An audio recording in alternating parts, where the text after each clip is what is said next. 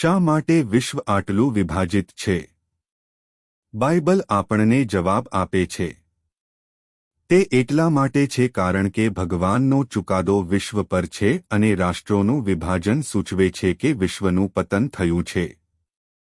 Mark 3 જે રાજ્ય તેની પોતાની વિરુદ્ધ લડે છે તે ચાલુ રહી શકતું નથી, અને જે પરિવારમાં ભાગલા પડે છે તે સફળ થઈ શકતું નથી.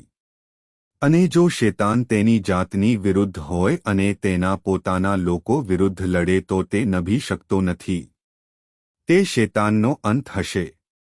પ્રકટીકરણ 18:02 તે દૂતે મોટા શક્તિશાળી અવાજ સાથે બૂમ પાડી કે તેનો વિનાશ થયો છે.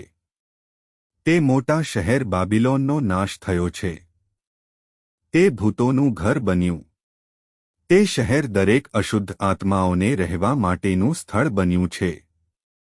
તે બધી જાતના અશુદ્ધ પક્ષીઓથી ભરેલું શહેર બન્યું છે. તે બધા અશુદ્ધ તિરસ્કૃત પ્રાણીઓનું શહેર બન્યું છે. વધુ માહિતી માટે બાઇબલ ફેલોશિપ ઓર્ગેનાઇઝેશનની મુલાકાત લો. જજમેન્ટ ડેના આ સમયગાળા દરમિયાન ઈશ્વરના શબ્દ બાઇબલની સત્યતા જાહેર કરવી.